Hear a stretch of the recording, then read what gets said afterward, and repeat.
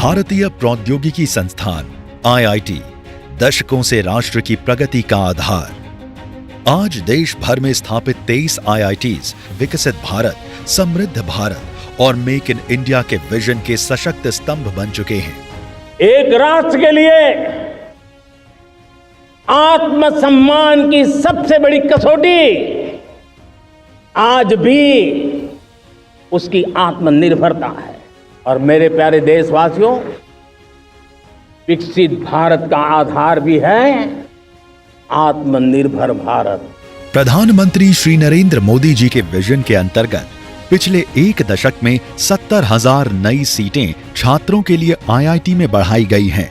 इसी यात्रा को एक और नई गति देते हुए आज प्रधानमंत्री मोदी जी के कर कमलों से 11,000 करोड़ से अधिक के निवेश से 8 IIT परिसरों के विस्तार का शुभारंभ हो रहा है। इस परियोजना से 12,000 नए छात्रों को इन IITs में पढ़ने का अवसर मिलेगा।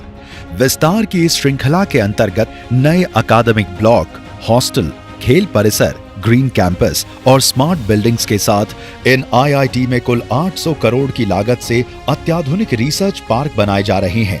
ये पार्क्स कुल 1,20,000 वर्ग मीटर के क्षेत्र में फैले होंगे, जो इंडस्ट्री और एकेडमिया का एक अद्भुत संगम साबित होगा। इस पहल के माध्यम से बड़ी कंपनियां और रिसर्च इंस्टीट्यूशंस अपने रिसर्च लैब्स और यूनिट इन IIT कैंपस के अंदर ला पाएंगी। इसके अलावा राज्यों में भी तकनीकी शिक्षा की गुणवत्ता को बढ़ाने के लिए merit multi disciplinary education and research improvement in technical education का शुभारंभ आज प्रधानमंत्री जी के द्वारा किया जा रहा है। 4,200 करोड़ के निवेश से ये पहल राज्यों में युवाओं को बेहतर शिक्षा और भविष्य की तकनीकी चुनौतियों के लिए तैयार करेगी। इस परियोजना के अंतर्गत देश के अलग अलग राज्यों में मौजूद 275 इंजीनियरिंग और पॉलिटेक्निक संस्थानों को अब मॉडल संस्थानों के रूप में विकसित किया जाएगा।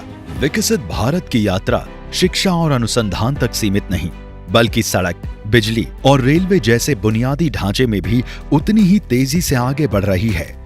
इसी कड़ी में प्रधानमंत्री श्री नरेंद्र मोदी जी ओडिशा को 1700 करोड़ रुपए से अधिक की रेलवे परियोजनाओं की सौगात दे रही हैं, जिसमें 273 करोड़ रुपए के संबलपुर सिटी सरला फ्लाईओवर का शिलान्यास, 481 करोड़ रुपए की 34 किलोमीटर लंबी कोरापुट बाईगुड़ा और 955 करोड़ रुपए की 82 किलोमीटर लंबी मानाबार कोरापुट गोरापुर रेल लाइन दोहरीकरण का राष्ट्र को समर्पण शामिल है।